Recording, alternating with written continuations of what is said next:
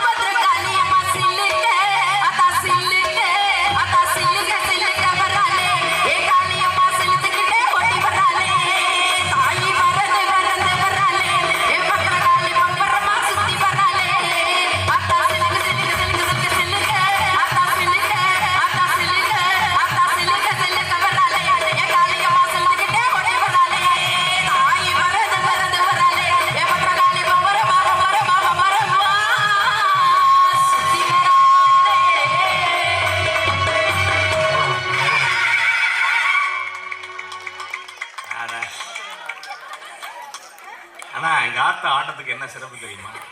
30 சுத்து சுத்தியும் கீழே விழுகல. தித்திக்கும் தெல்லமுதாய், தித்திக்கும் தெல்லமுதாய், தெல்லமுதிலும் மேலான முத்திக்கணியே முத்தமிழே உன்னை கரம் சிரம் தாக்கி வணங்குகிறேன். அன்னை தமிழுக்கு அன்பு வணக்கத்தை தெரிவித்துக் கொண்டு நடுவர்களுக்கும் எதிரணியருக்கும் இசைவேதர்களுக்கும் ரசிகர்கள் அத்துணை பேருக்கும் என்னுடைய சிறந்த வணக்கத்தை தெரிவித்துக் கொண்டு நடுவர் அவர்களே சொல்லுமா, இப்ப இங்க என்ன பிரச்சனை? அக்கா மகளே சிந்து. எனக்கு இருக்கிறது ஒரே ஒரு மாமா, அது என்னுடைய தாய் மாமா. என்னை எதிர்த்து பேச வந்திருக்காரு நினைக்காம கூட பேச வேண்டிய தலைப்பு. நடுவர் அவர்களே, நாளா தலையில பூ இல்லாம கூட பேசுன தவிர தலைப்புலத்தான் பேசுவேன். ஆமா, உலகத்துல அவ்வளவு பேச்சாளர் உலகத்தான் அப்படிதான். நீ என்ன ஏன்னா பூவெல்லாம் பிளாஸ்டிக் பூ விக்குது, அதெல்லாம் வச்சுக்கிட்டு பேசினா அவ்வளவு பவர்ஃபுல் கிடையாது. அப்பப்ப வாங்கி மத்தவங்கள்ட்ட வச்சுக்கிட்டாதான் ஓசியில வாங்கி ஆமா அப்படி சொல்லு. எதுவா இருந்தாலும் அக்கா மகளே. நடுவர் அவர்களே, இந்த 3 பேரை கூப்பிட்டு வந்து ஆண்கள் தான் இந்த குடும்பத்தின் பிக் பாஸ். ஆண்கள் தான் இந்த குடும்பத்தின் பிக் பாஸ். இவங்க எல்லாம் என்ன நினைச்சிட்டு இருக்காங்க? கேமரா முன்னாடி வச்சுட்டாங்களே, நம்ம எப்படியாவது கேமரா முன்னாடி போய் நம்ம யாரு வாட்டர்மெலன் மாதிரி பிக் பாஸ் பிக் பாஸ் அப்படின்னு சொன்னா தீர்ப்பு அவங்களுக்கு வழங்கிடுவீங்கன்னு நினைப்பு 3 பேருக்கும். ஆனா நடுவர் அவர்களே, நான் என்ன கேக்குறேன், பொண்டாட்டி பிடிக்கல, நீ கேமரா முன்னாடி அவ்வளவு தூரத்துக்கு எல்லாம் போக வேண்டாம். ஏன்னா கவர் ஆக மாட்டேன். ஏன் நான் கவர் ஆக மாட்டேன் அண்ணன், நீங்க என்ன தப்பா நினைச்சுக்காதீங்க. அடங்க மாட்டேன் கேமராவுல. நான் எனக்கு கேமரா வேணா ரொம்ப பிடிச்சிருக்கு. ஏன் இது நான் தான் ஒல்லியா இல்ல, கேமரா எடுக்கிற மேனாவது ஒல்லியா இருக்கிறேன். அப்படி சொன்னியா? பிடிச்சிருக்கணும்னா உனக்கு வேற கல்யாணம் ஆகலையா? ஊரு புறாவா மாப்பிள்ளை தேடுறது நானு. நான் என்ன கேக்குறேன், பொண்டாட்டி வேணாம், கல்யாணத்துக்கு பின்னாடி வாழ்க்கை ரொம்ப திண்டாட்டமா இருக்கு, பொம்பளையே வேணாம்னு நினைக்கிறேன். நீங்க கல்யாணம் பண்ணும்போது பொண்ணு பார்க்க போகும்போது போதையிலையா போனீங்க? ஆமா, நிறைய பேர் அப்படித்தான் போறான். நிச்சயதார்த்தம் பண்ணும்போது நிதானத்தோட போகலையா 3 பேரும்? ஆமா, ஒண்ணு தெரியாதுமா. என்ன? கல்யாணம் பண்றப்ப பொண்ணு நிதானமா தான் இருக்கும். சரி. பொண்ணு பார்க்க போறப்ப பொண்ணு நிதானமா தான் இருக்கும். அதான் நம்மால தான் கொஞ்சம் சரக்கே அடிக்கலனாலும் சரக்கு அடிச்ச மாதிரி உட்கார்ந்துருக்கான். அதை பார்த்த உடனே உனக்கு தலையும் புரியாது காலும் புரியாது. நான் என்ன கேக்குறேன், கல்யாணம் குதிரை மேல ஏத்தி விட்டாங்கல்ல, ஓட முடியாது எங்க மாமாவுக்குன்னு எனக்கு தெரியும். உனக்கும் தான் முடியாது. ஓடி இருப்பியே. பாருங்க, ஓடிலாம் போக மாட்டேன், நடந்து போற பின்னாடி வான்னு சொன்னா ஆட்டோமேட்டிக்கா மனுஷன் வந்துகிட்டே இருப்பாரு. ஆனா நடுவர் அவர்களே, முன்னே பண்ணிட்டு நடுவர்களே அப்படி எல்லாம் பேசாதீங்க. ஓசை கேட்டு எழுந்து என்ன அதுக்கு பாட மாட்டேன், இதுக்கு பாட மாட்டேன், இதுக்கு பாட மாட்டேன், எனக்கு மட்டும் பாடுவீங்களா? ஆமா, மணி யோசை கேட்டு எழுது. நாளா பட்டிமன்ற உலகத்திலே பப்ளிக்னு ஒரு ஆள் இருக்கானா நான் மட்டும்தான். நாளா பிரபு மாதிரி பப்ளிக்கா இருக்க. யாரு பப்ளிக்கா இருக்கானா? பப்ளிக் எல்லாம் கிடையாது. நடுவர்களே, நான் என்ன கேக்குறேன், நீங்க கல்யாணத்துக்கு முன்னாடி நான் இந்த உலகத்திலேயே ஒரு மனுஷன் இந்த பூமியை முத்தமிடணும்னு நினைச்சா பொறுப்போட இருந்து ஒரு பிக் பாஸா இருந்து உங்களை இந்த பூமியை முத்தமிட வைக்கிறது ஒரு பெண் தான். பொய் சொல்லாத. என்ன? ஒரு பூமியை பொறுப்போட இருந்து பெண் முத்தமிட வைக்க வேண்டியது இல்லை. ஒரு கட்டிங் போட்டா அவனே முத்தமிடலாம். அப்படி சொல்ல வரல நடுவர் அவர்களே. ஒவ்வொரு சில பேர் முத்தமிட்டுக்கிட்டே கிடக்குறாம்மா. பாண்டிச்சேரியில போய் பாருங்க. ஆமா, நீங்க போட்டுருங்க கோழி பிரியாணி காரக்காலம் ஆஃபும் ஃபுல்லுமாவே நினைப்புல இருக்காதீங்க. ஏமா, எனக்கு அதுக்கு சம்பந்தம் இல்ல. அப்புறம் எனக்கு அது டேஸ்டே தெரியாது. அது வேற. கேமரா ஓடிக்கிட்டு இருக்குல்ல. சரி சரி. நாங்க இப்ப வர்ற வழியில பார்த்தோம், பட்டுக்கோட்டைக்கு தாண்டினேன். வடிவேல் கேளுங்க, புள்ளைக்கு அப்ப என்ன ஊட்டி வர்றேன். பப்ளிக்ல நாடு எப்படி போச்சு பாருங்க. பப்ளிக்ல ரோட்ல 5 பேர் இருந்துகிட்டு 5 கப்பல வச்சிருக்காங்க. இவ்வளவு பெரிய கப்பல இவன் அவனுக்கு ஊட்டி விடுறேன், அவன் இவனுக்கு ஊட்டி விடுறேன். ஆனா 4 பேரும் 4 வருஷம் கூட தாங்காது. மூஞ்சி மொத்தமா வீங்கி இருக்கு. நீங்க பேசுங்க. நடுவர் அவர்களே, பூமியை முத்தமிடுறதுங்கிறது பூமியை முத்தமிடுறது கிடையாது. குடிகாரம் பூமியை முத்தமிடுறதுக்கு பேரு நான் சொல்ல வரல நடுவர் அவர்களே. ஒரு அம்மா நினைச்சாதான் அந்த குழந்தை இந்த பூமியிலே வந்து பிறக்க முடியும். அவ மட்டும் அரை பப்பாளி பழத்தை தின்னு இந்த 3த்தையும் காலி பண்ணணும்னு நினைச்சிருந்தா இந்த பூமியில வந்து பிறந்திருக்க முடியுமா? இப்ப சொல்லுங்க, பிக் பாஸ் யாரு? பெண்கள். நாங்க தானே. பப்பாளி பழத்தை தின்னு கருவிலே காலி பண்ணியிருந்தா நீங்க பிறந்திருப்பீங்களா? 50 பப்பாளி பழம் தின்னாலும் காலி பண்ண முடியாது. எங்க அப்பத்தா அப்படி நினைக்கல. ஏன் காலி பண்ண முடியாதுதான். முறையை மாத்தி சொல்லாத. அம்மாயா, அம்மாச்சி.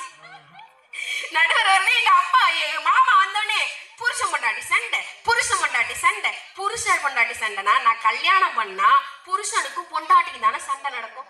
ஆமா, எப்படி இவ்வளவு கரெக்டா சொல்ற? ஆமா, அடுத்த வீட்டுக்காரனோட சண்டை நடந்தா கம்ப்ளைண்ட் கொடுக்க போயிட மாட்டாரா மனுஷன்?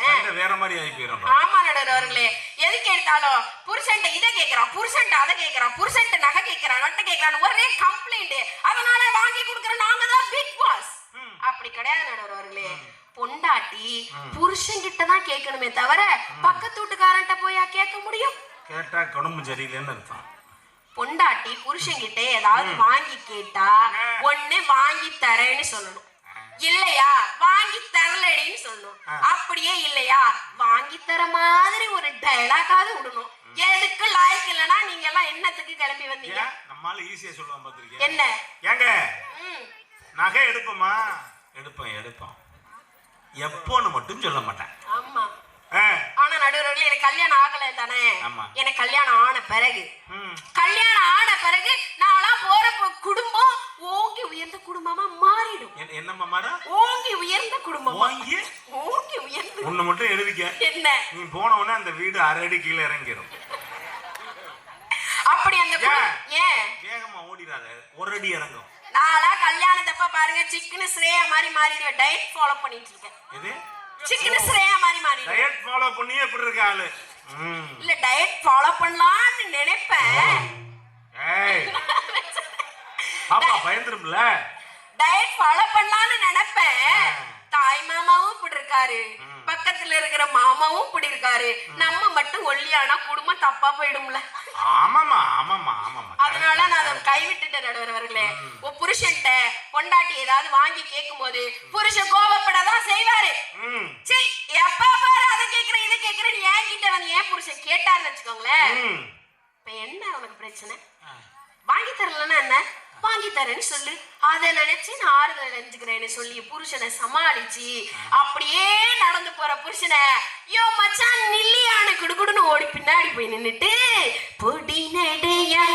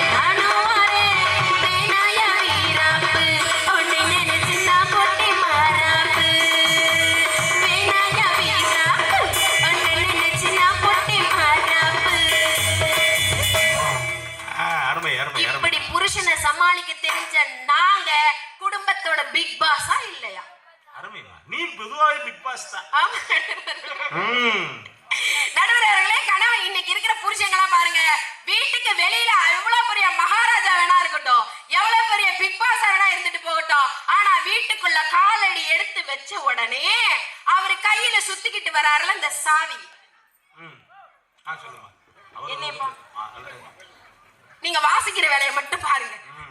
நடுவர்களே வெளியில எவ்வளவு பெரிய மனுஷனா இருந்தாலும் சரி, வீட்டுக்குள்ள கால எடுத்து வச்ச உடனே அவருதான் பூட்டிட்டு சாவியை எடுத்துட்டு வருவாரு.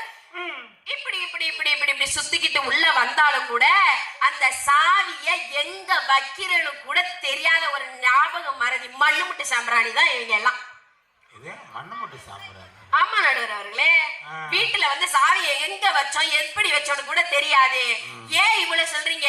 நான் சொல்றது கரெக்ட் தான். கரெக்டா சாவியை எங்க வச்சோம் எப்படி வச்சோம்னு தெரியாது. சாவியவே எங்க வச்சோம் எப்படி வச்சோம்னு தெரியாத ஆளுக்கு பாக்கெட்ல போனா எவ்வளவு வச்சா எப்படி வச்சோம்னு என்ன தெரிய போகுது? காலையில ஆனா நம்மால எண்ணி பாப்பான் தனியா. என்ன 2500 குறையுது, 2200 குறையுது.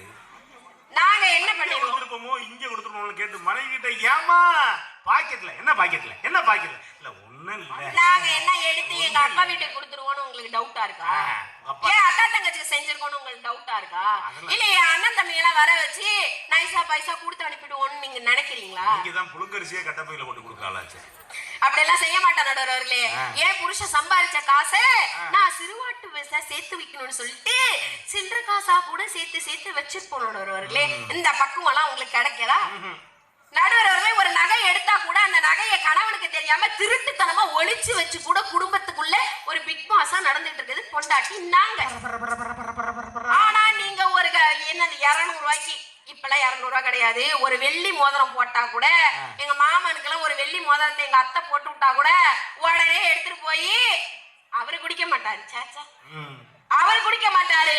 குடிகார நண்பர்களுக்கெல்லாம் கூட்டு சேர்ந்து வாங்கி கொடுத்து குப்புறப்படுக்க வச்சிருவாரு. அப்படியாப்பட்டவரா இருக்கிற இவரை எப்படிங்க நம்பி நம்ம வந்து அவர் சம்பாதிக்கிற காசை செலவு பண்ண தெரியாத மனுஷன் நடுவர்களே. அவருக்கு சம்பாதிக்க மட்டும்தான் தெரியும், செலவு பண்ண தெரியாது. அவரு கடவுளை உடனே வாங்கி வீட்டைத்தான் கட்ட தெரியும் அவருக்கு. அந்த வீட்டை எப்படி சுத்தமா வச்சுக்கணும், பொண்டாட்டி பிள்ளைகளை எப்படி பத்திரமா பாத்துக்கணும்னு தெரியாது. அம்மா அப்பாவை நம்ம பொண்டாட்டி தான் பத்திரமா பாத்துப்பாளேன்னு அவருக்கு தெரியாது. என்னதான் தெரியும்? அவருக்கு தெரிஞ்சதெல்லாம் சம்பாதிக்கணும், சம்பாதிச்ச பணத்தை பொண்டாட்டி கையில வந்து பத்திரமா கொடுக்கணும். பொண்டாட்டி கையில கொடுத்துட்டு பொண்டாட்டி என்ன சொல்றாளோ ஒண்ணு சரிமான்னு சொல்ல தெரியும், இல்லனா சாரிமான்னு சொல்ல தெரியும். சரிமான்னு சொல்லணும், இல்லாட்டி சாரிமான்னு சொல்லணும். அதுதான் ஒரு புருஷனுக்கு அழகு நடுவர் அவர்களே. எப்படி தெரியுமா சொல்லணும்? 6 மணிக்கு விளக்கு வச்சு வீட்டுக்கு வந்துடணும், 7 மணிக்கு குளிக்க வச்சு முதல்ல வச்சிடணும், 8 மணி ஆனா என்னோட கையால சாப்பிடணும், திண்ணையில உட்காந்து வத்தல மடிச்சு போட்டுக்கணும், 9 மணி அடிச்சா பாய் அடிச்சு செலவெடுக்கணும், 10 மணிக்கு விளக்கணிச்சு பக்கத்துல வரணும், வேங்கெட்டு பட்டி ராசா கொஞ்சம் காது கொடுக்க லேசா, 8 பட்டி ராசா கொஞ்சம் காது கொடுக்க லேசா, கட்டின புருஷன் இருக்கு மறைய சரித்தர லேசா. அப்படிதான் அதான் சரி. ஆனா நெப்போலியனே ஒரு ஆள் பாட வச்சிருக்காரு பாருங்க இந்த பாட்டை. அப்பா அப்பா என்ன கொடுமை பாருங்க, நம்ம எதெல்லாம் அனுபவிக்கிறோம் பாருங்கண்ணே. ஒரு படத்துல இளையராஜா வேணும்னே வித்தியாசமா ஒரு பாட்டு பண்ணிருப்பாரு. என்ன பாட்டு தெரியுமா? அண்ணே என்ன சிப்பா என்ன நம்ம ஊரு நல்ல ஊரு இப்ப ரொம்ப கெட்டு போச்சனே, சொன்னா வைக்க கேடு நான் சொல்லாட்டி மான கேடு, அண்ணே என்ன சிப்பா என்ன நம்ம ஊரு நல்ல ஊரு இப்ப ரொம்ப கெட்டு போச்சனே. இது ஒரு ஸ்டைலா பாட வச்சது. அதுக்கு பிறகு பெரிய கொடுமை, குன்னக்குடி வைத்து அந்த வயலின் வச்சாருன்னா கேட்க முடியும், பாடினாருன்னா கேட்க முடியாது. அவர் ஒரு பாட்டு பாடி கேட்டிருக்கீங்களா? கொட்டாம்பட்டி ரோட்டிலே குட்டி போற சோக்கிலே குட்டியத்தான் பாப்பனா ரொட்டியத்தான் திப்பனா ரொட்டியத்தான் திப்பனா குட்டியத்தான் பாப்பனா, கொட்டாம்பட்டி ரோட்டிலே குட்டி போற சோக்கிலே. அதுக்கு பிறகு சூப்பர் ஸ்டாருக்கு ஒரு பாட்டு இளையராஜா. அவரு சொன்னால் போதும் 100 மாப்பிள்ளை மாலையிட கிடைக்கலாம், இங்கே வந்து காலை மாலைதான் சேலையை துவைக்கலாம், என்னை போல நல்ல மாப்பிள்ளை வாய்ப்பதொரு அதிசயம், என்னை நீயும் ஏற்றுக்கொண்டது சாதையும் பாக்கியம். பாக்கியம் இல்ல மெதுவான கட்டில் நாடகம் நீயும் நானும் ஆடலாம், வெள்ளி வாழ தோன்றும் மட்டிலும் வெக்கம் இன்றி கூடலாம்,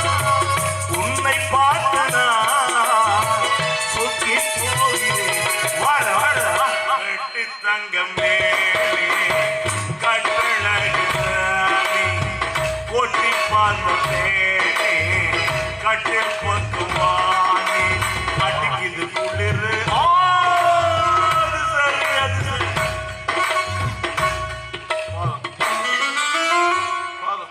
அவர் சும்மாவே வாசிப்பாரு. அதுக்குதான் நம்ம பார்த்தாங்க இவ்வளவு பேர் பாடும்போது நிப்பாளியம் பாடி இசை மயமாகட்டும் தான் அதுக்கு பிறகுதான் கட்டளை எடு. ஏங்க நான் எவ்வளவு தத்ரூபமான பாட்டை சொல்லி விட்டேன். புருஷன் பொண்டாட்டி புருஷனுக்கு என்ன சொல்லி கொடுக்கணுமோ அவங்க சொன்ன பேச்செல்லாம் கேட்டு நடந்தா வாழ்க்கை ரொம்ப சந்தோஷமா இருக்கும். அப்படி இருக்கணும். அப்படிதான் அக்கா மகளே இந்து சிந்து. நடுவர்களே நான் என்ன சொல்ல வரேன், பெண்கள் எப்பவுமே ரொம்பவே மோசமானவங்கன்னு சொல்றீங்க. ஆனா அப்படி கிடையாது நடுவர்களே. எங்க வீட்டுல கல்யாணத்துக்கு முன்னாடி எங்க வீட்டுல கஞ்சி குடிச்சாலும் எங்க அப்பா அம்மாவுக்கு நாங்க மகாராணியா தானே வாழ்றோம். ஆனா கல்யாணம் பண்ண பிறகு உங்க வீட்டுக்கு நாங்க வந்த பிறகு காலையில எழுந்திரிச்சோன்னா காஃபி போட்டு நாங்க தான் கொடுக்கணும், காலையில எழுந்திரிச்சோன்னா டிஃபன் செஞ்சு கொடுக்கணும், மதியானம் சாப்பாடு செஞ்சு கொடுக்கணும். உங்க அப்பா அம்மா சித்தப்பா பெரியப்பா சின்ன மாமியா பெரிய மாமியா அத்தனை பேருக்கு சமைச்சு கொட்ட வேண்டியது எங்க வேலைன்னு வச்சிருக்கீங்களே, நாங்க அதையும் செய்யறோம்ல. அதே மாதிரி தானே நீங்களும் எங்க வீட்டுக்கு மாப்பிள்ளையா வரீங்க. அப்படி மாப்பிள்ளையா வரும்போது நீங்க தானே எங்க வீட்டுல எங்க வீட்டுல இருக்கிற அப்பா அம்மா சித்தப்பா பெரியப்பா மாமா மச்சானுக்கெல்லாம் காலையில காபி போட்டு கொடுக்கணும், காலையில டிஃபன் பண்ணி கொடுக்கணும், மதிய சாப்பாடு செஞ்சு கொடுக்கணும், சாயந்தரம் டீ போட்டு கொடுத்து எங்க வீட்டுல உள்ளவங்க எல்லாம் தூங்குற பிறகுதானே நீங்க போய் தூங்கணும். அதுக்கு ஒண்ணு செய்யுமா? என்ன? உன் கல்யாணத்தப்ப உன் புருஷனுக்கு தாலியை கட்டி நீ கூட்டி போயிரு. ஏன் புருஷனுக்கு தாலி கட்ட நான் தயாரா தான் இருக்கேன். அவர் கொஞ்சம் உயரங்கிறதுனால எட்ட மாட்டாரு. பரவாயில்ல, தலையில ஏறி உட்கார்ந்து கட்டு. நடுவர்களே நான் என்ன கேக்குறேன்னா, பிறந்த வீட்டுலயும் நாங்க வேலைக்காரி மாதிரி தான் இருக்கோம், புகுந்த வீட்டுக்கும் போய் உங்களுக்கு நாங்க வேலையை தானே செஞ்சுட்டு இருக்கோம். கல்யாணத்துக்கு சரி ஆம்பளை என்னமா நகைக்கண்ணு முளைச்சதுல இருந்து உழைக்க ஆரம்பிக்கிறேன், சாகுற வரைக்கும் உழைக்கிறானே, ஏன் உழைக்கிறான் எதுக்கு உழைக்கிறான்னு கேக்குறியா? உடம்பு சரியில்லைன்னா வீட்டுல படுத்திருக்க முணங்குறானே, அப்பவாவது கஷ்டப்படுறானே, அவன் காலுகையை புடிச்சு விடுவோம்னு என்னைக்காவது நினைச்சிருக்கியா? அடுத்த உடனே கொரட்டை விடுறா, கட்டிலு கடபுட ஆடுது, என்னைக்காவது நினைச்சிருக்கீங்களா? சரி கஷ்டப்படுறானே, அங்க இருந்து வந்தா நீ எனக்கு 5000 சேலை எடுத்து கொடுன்னு கேக்குறீங்க. ஒரு நாளைக்கு அந்த பணம் எப்படி வருது மாமா? 500 ரூபாய் சேலை எடுத்து கட்டிக்கிறேன்னு என்னைக்காவது நினைச்சிருக்கீங்களா? நேரம் எல்லாம் நகை வேணும்னு கேக்குறீங்கள. ஏயா இவ்வளவு நகை நான் போடுறேன்னு நீ ஒரு செயின் போடுன்னு என்னைக்காவது கேக்குறியானே? 4 முளை வேட்டி எடுத்து நம்மால ஒழுங்கா கட்ட தெரியாம கட்டிக்கிட்டு தொலைஞ்சிரு போகுதுன்னு போறானே, மாமா நல்ல வேட்டி 8 முளை வேட்டியா 2000 ரூபாய்க்கு எடுத்து கட்டுன்னு என்னைக்காவது கேட்டிருக்கியானே? அதையெல்லாம் கேட்காம பாத்திரம் வளர்க்குறேன், பண்டை வளர்க்குறேன், பூசாரி வைக்கிறேன். நான் என்ன சொல்ல வரேன்னா, இத்தனையும் உங்களுக்கு நாங்க வாங்கி கொடுக்கணும், வாங்கி கொடுத்தா உங்களுக்கு எல்லாம் பத்திரமா வச்சுக்க தெரியாது நடுவர்களே. ஒரு செயினை நாங்க போட்டோம் அப்படின்னா போற வர எவ்வளவு பார்த்து உங்களை பல்ல இழைச்சா கழட்டி கொடுத்துட்டு வந்துருவீங்க. யாரு? நீங்க. சரி ஆமா அவருக்கு வச்சு ஐயா மாமா உங்களுக்கு அந்த பவுன் செயினை பத்திரமா வச்சுக்க தெரியாது. வேட்டி சட்டை போட்டு யாராவது இட்லி சுட்டு தரேன்னு சொன்னா வேட்டி அவுத்து கொடுத்துட்டு கூட நடுவரவர்களே, கல்யாணத்துக்கு பிறகு நீங்க எங்க வீட்டுக்கு வந்தாலும் உங்களுக்கு நாங்க சேவை செய்யறோம், நீங்க உங்க வீட்டுக்கு போனாலும் உங்களுக்கு நாங்க சேவை செய்யறோம். நாங்க பிறந்த வீட்டையும் சுமக்குறோம், புகுந்த வீட்டையும் சுமக்குறோம். ஆமா நடுவரவர்களே, தவளை மாதிரி நீரிலையும் நிலத்திலையும் எப்படி வாழுதோ அதே மாதிரி 2 வீட்டையும் சமாளிக்கிற தைரியமும் சாமர்த்தியமும் பெண்களுக்கு இருக்கிறதுனாலதான் நாங்கெல்லாம் பிக் பாஸ். ஒண்ணு புரிஞ்சுக்க. என்ன? கல்யாணத்துக்கு பிறகு கல்யாணத்துக்கு முன்னாடி ஆம்பளைக்கு ஒரு சொன்ன என்ன, கல்யாணத்துக்கு பின்னாடி 15 சொன்ன என்ன 15 கல்யாணம் முடிஞ்ச உடனே அங்க இருந்த தங்கச்சி வரும். சரி ஏன்னு கல்யாணத்துக்கு முன்னாடி ஆம்பளை மாதிரி தானே இருந்தேன், இப்ப அதுக்கு பொண்டு செட்டு மாதிரி அலையிற, உன் பொண்டாட்டி பின்னாடியே அலையிறான்னு சொல்லிட்டு போகும். அங்க இருந்து அம்மா வரும். நல்லா தான் இருந்துச்சு. நான் ஆரப்பைய என்னைக்கு வந்தாலோ அன்னைக்கு அவ வச்ச கேட்டுக்கிட்டு அவன் பாடுக்கு திரிகிறான்ட்டு வரும். அப்பா வருவாரு, அப்பா கஞ்சாடையில பாத்துருவாரு. என்ன நமக்கு வாச்சது அவ்வளவுதான். என் புள்ள சிங்கம் மாதிரி இருந்துச்சு. சரி என்னமோ கேடு கட்ட நிலைமை நாய் மாதிரி அலைஞ்சுக்கிட்டே இது. நான் என்ன கேக்குறேன் சமாளிச்சு அப்புறம் நீங்க 4 பேரையும் மொத்தமா திட்டுறீங்களா, அதை வச்சு சமாளிச்சு. நடுவரவர்களே, உங்க வீட்டுக்கு வந்த மருமக இப்படி எல்லாம் பண்ணா உங்களுக்கு கசக்குது, உங்க வீட்டு பொண்ணு மட்டும் இன்னொரு வீட்டுல போய் சாமர்த்தியமா இருந்தா உங்களுக்கு எல்லாம் இனிக்குதா? அதானே கேளுமா அவர்கிட்ட. உங்க அக்கா தங்கச்சியை மட்டும் தனி கொடுத்தன போனா சாமர்த்தியக்காரன்னு உங்க அம்மா பீத்துன்னு பீத்துறாங்களே. சொல்லட்டுமா? என்ன? எந்த ஆம்பளையும் போயிட்டு எந்த ஆம்பளையும் போயிட்டு நீ தனி கொடுத்தன போன்னு எந்த அக்கா தங்கச்சியும் சொல்ல மாட்டான். ஏன் இவன் இங்க படுற நம்மள அவனுக்கு தெரியுமே. நீங்க உங்க வேலை அது போனா தந்தவனு சொல்லிச்சு பாரு. 5 ரேஷன் கார்டு, 1 குவிண்டால் அரிசி, 25,000. நடுவர் அவர்களே, நீங்க இப்படி எல்லாம் சொல்லாதீங்க. நாங்களாம் புருஷனை எப்படி தெரியுமா கவனிச்சுக்கிறோம்? நடுவர் அவர்களே, நான் எப்படி இருப்பேன் தெரியுமா? எப்படி இருப்பீங்க? மாங்கொழுந்தே பூங்கரும்பே மாறி கொழுந்து நாத்தே தாங்கி கடி தழுவி கடி தாழ பூங்காத்தே. மாங்கொழுந்தே பூங்கரும்பே மாறி கொழுந்து நாத்தே தாங்கி கடி தழுவி கடி தாழ பூங்காத்தே. அலங்கரமுள்ள காத்திருக்கு இஷ்டப்பட்டு அங்க இங்க கொள்ளி கட்டு கட்டில ஜல்லி கட்டு குடிவாதமான ஒரு கடிவாடம் போட்டு மலைதான் தேடி புட்டமடி மேல சாய்ச்சு ஒண்ணு வச்சு பட்ட சுக்கி சுக்கி மெதுவா சுக்கிக்கிட்டேன். கிச்சிலி சம்பா கிச்சிலி சம்பா கறி எடுத்தே மொச்ச குழம்பு வச்சு எடுத்தே ஆவி ஒடுவாகத்தான்.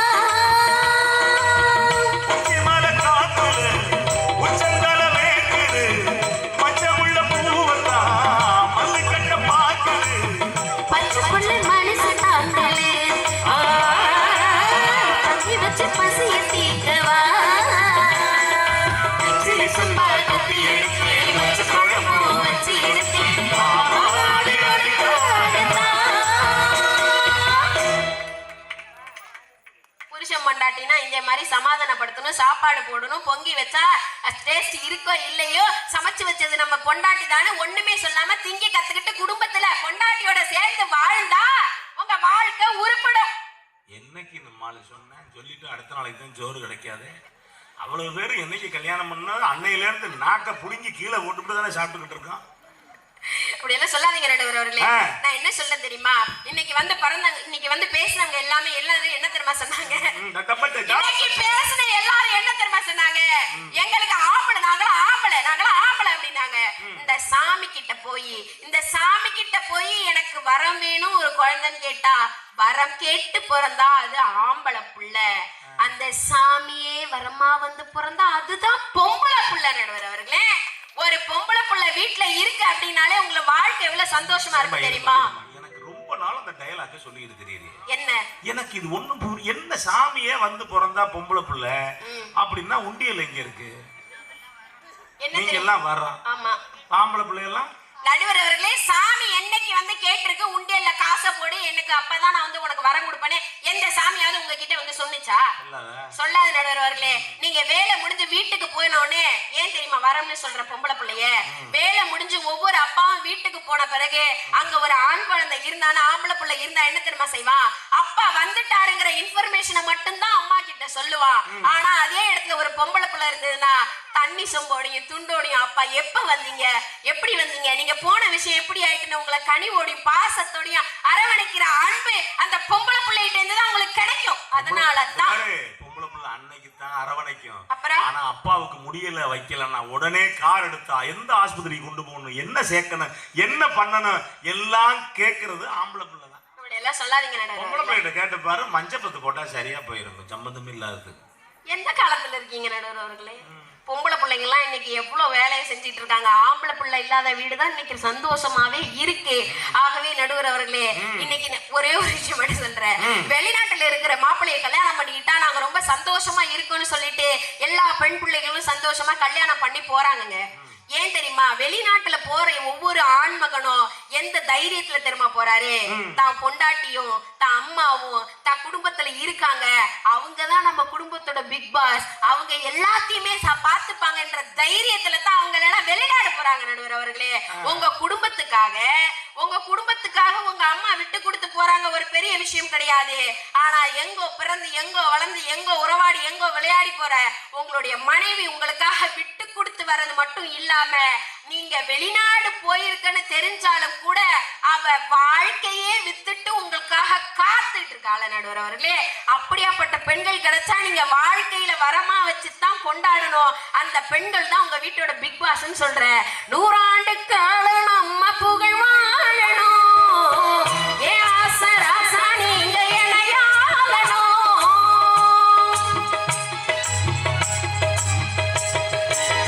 வள்ளுவனின் வாசுகிய பால் வாழணும். வாழ்க்கையில எனக்கு நல்ல துணையாகணும். உன்னை கட்டிக்கிறேன் ஐயா எனக்கு புருஷனா. நீ இருக்கும் இடமெல்லாம் என்னைக்கும் அரசனா.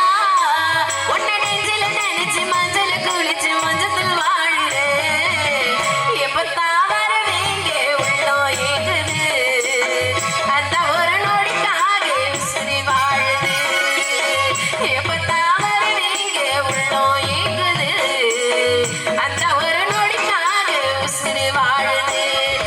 மச்சான் மச்சான் மச்சான் மச்சான் ஆசை மச்சானே. இந்த அழகு சேல உண்மையில தானே சமைச்சேனே. நான் பூ முடிஞ்சு பொட்டு வச்சு வரவுக்காகத்தான். நான் கண் விழிச்சு காத்திருக்கும் உறவுக்காகத்தான். எப்பத்தான் எப்பத்தான் எப்பத்தான் வருவீங்க உள்ளோ ஏகுது. அந்த ஒரு நொடிக்காக உசுறு வாழுது.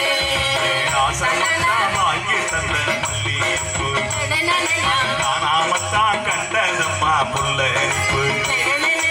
ஆசை மனதை தூண்டி அதை மறந்து பார்க்க தோணும்.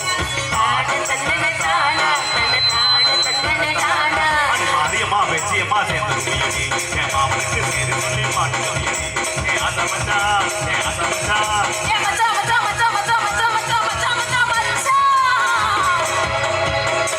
ஆகவே நடுவர் அவர்களை நல்லதொரு தீர்ப்பத்தை வழங்குவீங்க எங்களுக்கு ஒரு வாய்ப்பளித்த வாய்ப்பு கேட்டு மதிப்பிக்கும் நன்றி பாராட்டி விடைபெறுகிறேன். நன்றி வணக்கம்.